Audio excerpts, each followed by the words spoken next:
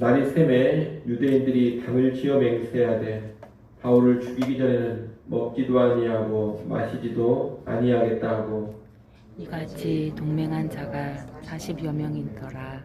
대제사장들과 장로들에게 가서 말하되 우리가 바울을 죽이기 전에는 아무것도 먹지 않기로 굳게 맹세하였으니 이제 너희는 그의 사실을 더 자세히 물어보려는 척하면서 공회와 함께 천부장에게 청하여 바울을 너희에게로 데리고 내려오게 하라. 우리는 그가 가까이 오기 전에 죽이기로 준비하였노라 하더니 바울의 승질이 그들이 매복하여 있다함을 듣고 와서 영내에 들어가 바울에게 알린지라. 바울이 한 백부장을 청하여 이르되 이 청년을 천부장에게로 인도하라. 그에게 무슨 할 말이 있다 하니 천부장에게로 데리고 가서 이르되 죄수 바울이 나를 불러 이 청년이 당신께 할 말이 있다 하여 데리고 가기를 청하더이다 하매 천부장이 그의 손을 잡고 물러가서 조용히 묻되 내게 할 말이 무엇이냐. 대답하되 유대인들이 공모하기를 그들이 바울에 대하여 더 자세한 것을 묻기 위함이라 하고 내일 그를 데리고 공회로 내려오기를 당신께 청하자 하였으니 당신은 그들의 청함을 따르지 마옵소서. 그들 중에서 바울을 죽이기 전에는 먹지도 않고 마시지도 않기로 맹세한 자 40여 명이 그를 죽이려고 숨어서 지금 다 준비하고 당신의 허락만 기다리나이다 하니 이에 천부장이 청년을 보내며 경계하되 이 일을 내게 알렸다고 아무에게도 이르지 말라 하고 백부장 둘을 불러 이르되 밤 제3시에 가이사랴까지 갈 보병 200명과 기병 70명과 창병 200명을 준비하라 하고 또 바울을 태워 총독 벨릭스에게로 무사히 보내기 위하여 짐승을 준비하라 명하여 또 이 아래와 같이 편지하니 일러스되 클라우디오 루시아는 총독 벨릭스 가깝게 문안하나이다. 이 사람이 유대인들에게 잡혀 죽게 된 것을 내가 로마 사람인 줄 들어 알고 군대를 거느리고 가서 구원하여다가 유대인들이 무슨 일로 그를 고발하는지 알고자 하여 그들의 공회로 데리고 내려갔더니 고발하는 것이 그들의 율법 문제에 관한 것뿐이요 한 가지도 죽이거나 결박할 사유가 없음을 발견하였나이다. 그러나 이 사람을 해하려는 관계가 있다고 누가 내게 알려주기로 곧 당신께로 보내며 또 고발하는 사람들도 당신 앞에서 그에 대하여 말하라 하였나이다 하였더라. 보병이 명을 받은 대로 밤에 바울을 데리고 안디바드라에 이르러 이튿날 기병으로 바울을 호송하게 하고 영내로 돌아가니라. 그들이 가이사랴에 들어가서 편지를 총독에게 드리고 바울을 그 앞에 세우니 총독이 읽고 바울더러 어느 영지 사람이냐 물어 길리기아 사람인 줄 알고 이르되 너를 고발하는 사람들이 오거든 내 말을 들으리라 하고 헤롯 궁에 그를 지키라 명하니라. 아멘. 바울이 사내들인 공회에서 로마 군대 영내로 들어가자 유대인 열성 군자들 가운데 바울을 죽이기로 결의한 사람들이 나타납니다. 이들은 40여 명 정도 되었는데 바울을 죽이기 전까지는 먹지도 마시지도 않겠다고 맹세를 합니다. 이들은 대제사장들과 장로들에게로 가서 다시 공회를 열고 바울을 부르라고 합니다. 그러면 공회로 오는 길에 자기들이 매복에 있다가 바울을 죽이겠다는 겁니다. 바울을 죽일 구체적인 계획까지 세우고 진행하고 있는 겁니다. 지금 이들은 하나님을 향한 열정, 율법에 대한 열정을 가지고 있습니다. 그 열정으로 바울을 죽이겠다고 맹세하고 움직이고 있는 겁니다. 아주 대단한 열정입니다만 이 열정은 그릇된 열정입니다. 자기들 딴에는 하나님을 위한 열정이었지만 실상은 하나님과 하나님의 뜻을 대적하는 열정인 것입니다. 이 그릇된 열정으로 사람을 죽이려고 하는 나쁜 음모를 꾸미고까지 있습니다. 여러분 열정이라고 해서 다 좋은 것은 아닙니다. 열정은 바른 지식을 가져야 하고 바른 분별력을 가져야지만 의미가 있습니다. 바른 지식, 바른 분별력이 없는 열정은 사탄의 먹잇감이 되기가 아주 쉽습니다.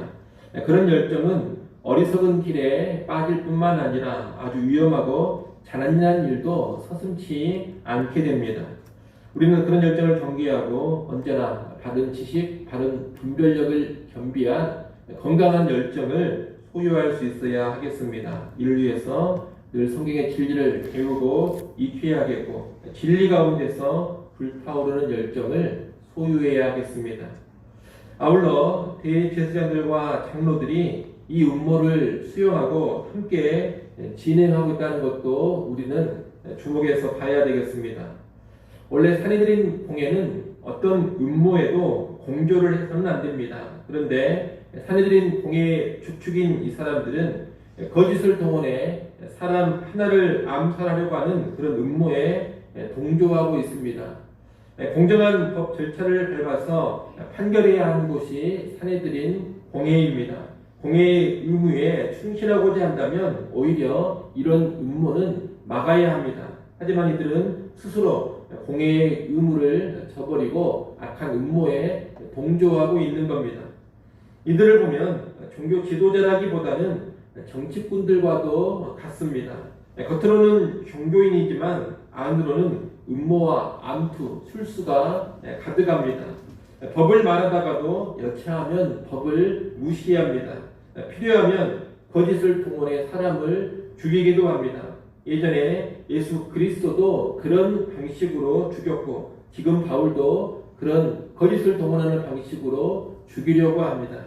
이들은 진리나 정의, 거룩을 추구하는 자들이 아닙니다. 그들은 자기들의 기득권, 세상에서의 힘과 영향력의 확대, 세상에서 뭔가 누리는 것에만 몰두하는 사람들인 겁니다. 오늘날 우리는 이러한 모습 또한 크게 경계해야겠습니다. 여러분, 우리가 신자라면 신자답게 살아야 되고 목회자라면 목회자답게 살아야 합니다. 거룩하고 진실하고 정의로워야 합니다. 진리에 따라서 살아야 합니다. 그러지 못하고 자기의 권력이나 영향력, 탐욕에 붙들려서 음모와 술수로 살아가고 권력 다툼이나 하려고 하고 거리끼는 누군가를 제거하기 위해서 거짓과 불의를 동원해서는 안 되는 겁니다. 바라기는 우리 모두는 순전한 신자들, 순전한 지도자들이 되기를 원합니다. 또한 교회도 순전한 공동체가 될 수 있기를 바랍니다. 이렇게 바울을 죽이려는 음모가 진행되고 있을 때 바울의 조카가 이 음모를 알게 됩니다. 그는 로마 군대의 영내에 있는 바울을 찾아와서 이 음모를 알리고 이어 천부장을 만나서 알립니다. 이에 천부장은 그 밤에 바로 바울을 가이사랴로 보낼 계획을 세웁니다. 가이사랴에는 로마 총독부가 있습니다. 천부장은 예루살렘에서 바울의 일을 처리하기보다는 가이사랴로 보내서 총독 앞에서 처리하는 것이 훨씬 바울에게 안전하겠다, 이런 판단을 내린 겁니다. 그래서 백부장 둘과 보병 200명, 기병 70명, 창병 200명, 이렇게 모두 470명의 로마 부대가 호위하도록 해서 바울을 한밤중에 가이사랴로 보냅니다.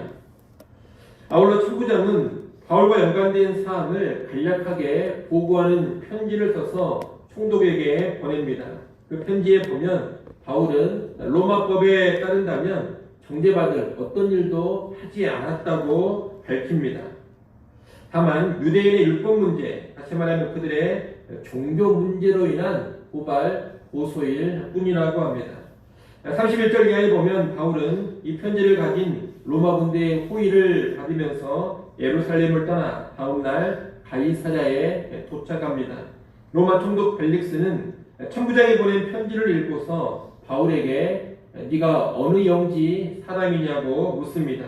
만약 로마 제국 내에서 어떤 왕이 다스리는 지역의 사람이라면 먼저 그 왕에게 자문을 구해야 하기 때문입니다. 이에 바울은 나는 길리기아 사람이라고 합니다. 이 길리기아는 로마 제국이 직접 관할하는 그런 지역이기 때문에 총독이 외부의 자문을 받을 필요 없이 직접 재판 문제를 다룰 수가 있습니다. 그래서 총독 벨릭스는 바울로를 고발하는 사람들이 오면 내가 재판을 열겠다 하고 바울을 회록궁에 부금을 시킵니다. 바울은 이렇게 해서 암살당할 뻔한 음모에서 로마 군대의 포위를 받으며 안전하게 가이사랴로 오게 됩니다. 그리고 이 가이사랴로 오게 됨으로써 이 뒤에 총독과 왕에게 복음을 증거할 기회를 얻게 되고 뒤이어 로마까지 가게 됩니다. 암살의 음모가 오히려 바울이 감당해야 하는 복음 사역을 촉진시키는 계기가 된 겁니다. 악을 통해서도 선한 일을 이루어 가시는 하나님의 섭리를 우리가 여기에서 볼 수 있습니다. 이를 보면 고난에는 언제나 양면성이 있습니다. 이 고난이라는 것은 한편으로는 분명히 힘들고 어려운 일입니다. 하지만 또 한편으로는 나를 향한 하나님의 뜻이 이루어져가는 방편이기도 합니다. 이렇게 고난에는 두 측면이 있기 때문에 고난의 어떤 면에 주목하느냐, 어떤 관점으로 고난을 바라보느냐에 따라서 내 처지가 전혀 다르게 이해될 수가 있습니다. 고난이 힘들고 어렵고 고통스러운 면만 보게 되면 내 처지가 처량하고 애달퍼집니다. 내 삶이 불행한 것으로만 여겨집니다. 하지만 하나님의 뜻이 이루어지는 관점에서 이 고난을 보면 인내하며 감사와 기대를 품을 수가 있는 겁니다. 내 삶이 불행한 것이 아니라 하나님의 뜻이 이루어져가는 인생, 하나님의 뜻을 이루는 그런 인생으로 여겨지는 겁니다. 여러분, 시련이 아니면 절대로 형성되지 않는 성품이 있고 고난 없이는 결코 이루어지지 않는 하나님의 뜻이 있습니다. 읽고 기억하시고 여러분의 고난과 시련, 모든 어려움을 언제나 영적인 관점에서 바라보시기를 바랍니다. 바울 하나님께서 이 암살 음모에서 바울을 보호하실 때 바울의 조카와 천부장을 통해 보호하셨음을 의미 있게 봐야 합니다. 하나님의 보호가 항상 초자연적이고 기적적인 방식으로만 나타나는 것은 아닙니다. 하나님께서는 전에 베드로를 살리실 때 천사를 보내 감옥문을 여시고 빼내시는 그런 기적적인 방법을 사용하셨습니다. 빌립보 감옥에서는 큰 지진이 일어나며 옥문이 다 열리고 사슬이 풀어지는 방식으로 바울과 실라를 구하셨습니다. 하지만 오늘 본문에서는 바울의 조카가 음모를 알게 되고 천부장에게 알리는 방식으로 바울을 보호하십니다. 초자연적인 현상도 없고 어떤 기적적인 일도 없습니다. 사람들의 활동과 판단만이 있을 뿐입니다. 하지만 이 또한 하나님께서 바울을 보호하시는 방편이라는 것을 알아야 합니다. 여러분, 어떻게 바울의 조카가 이 은밀한 음모를 알게 되었겠습니까? 우연히 알았겠습니까? 겉으로는 우연으로 보일지 모르지만 하나님께서 개입을 하신 겁니다. 또 왜 천부장이 바울을 즉각 가이사랴로 보낼 판단을 내리고 바로 그 밤중에 호위 군대를 붙여서 바울을 가이사랴로 보냈겠습니까? 역시 하나님의 일하심이 그 배후에서 일하고 있는 겁니다. 따라서 우리는 하나님의 보호가 아주 다양한 방식으로 이루어진다는 것을 잘 알아야 합니다. 하나님은 때로 초자연적인 방식으로, 때로는 지극히 자연스러운 방식으로, 때로는 우연으로 보이는 방식으로 일해 가십니다. 천사를 보내 보호하시기도 하고 사람을 통해 보호하시기도 합니다. 이 모든 것이 다 하나님의 본능과 지혜 가운데 이루어져 가는 일들입니다. 그런 의미는 기적적인 일에만 감탄할 것이 아니라 자연스러워 보이는 일들에서도 하나님의 일하심을 보며 감사하고 찬양할 수 있어야 할 것입니다. 다양한 방식으로 일해 가시는 이 하나님을 잘 아시고 그 본능의 하나님을 찬양하며 또한 신뢰하며 살아가는 우리 모두가 될 수 있기를 간절히 소원합니다. 기도하겠습니다. 하나님 아버지, 바울을 죽이고자 했던 음모에 관한 내용을 교육받습니다. 하나님, 오늘 우리는 신자답게 살기를 원합니다. 은밀한 거짓과 음모를 꾸미는 자들 되지 않게 하시고 언제나 정직하고 진실하고 정의롭게 살게 하여 주옵소서. 바울이 겪는 이런 어려운 일들을 통하여서도 복음을 향한 하나님의 선한 뜻이 이루어짐을 받습니다. 우리에게 다가오는 모든 고난도 하나님의 뜻이 이루어지는 방편이라는 것을 깨닫게 하시고 우리의 모든 고난, 어려움을 긍정적으로 바라보고 영적인 관점으로 보게 하여 주옵소서. 바울을 보호하시는 하나님을 또한 보면서 우리를 향해서도 하나님의 보호가 임함을 알게 하시고 다양한 방식으로 우리의 인생을 보호하시며 인도해 가시는 하나님을 신뢰하며 살게 하여 주옵소서. 하나님 이 시간도 주께 나와 엎드려 기도합니다. 하나님 앞에 우리의 모든 걱정과 근심과 어려운 문제들 다 내려놓게 하시고 주님을 더욱 의지하며 하늘 평안 누리게 하여 주옵소서. 우리의 모든 일에 다만 감사와 기도로 나아가게 하여 주옵소서. 주일입니다. 모든 예배의 시간 우리 하나님 임재하시고 영광받아 주옵소서. 성도들 영과 진리로 예배하게 하시고 모든 예배위원들을 주의 성령으로 강하게 붙잡아 주시옵소서. 유치부, 유초등부, 중고등부, 청년 모임에도 하나님 은혜로 임하여 주시고 우리 교회의 미래 다음 세대가 더욱더 든든히 세워져가며 하나님의 사람들로 준비되어져 가게 하여 주옵소서. 예수님의 이름으로 기도드리옵나이다. 아멘.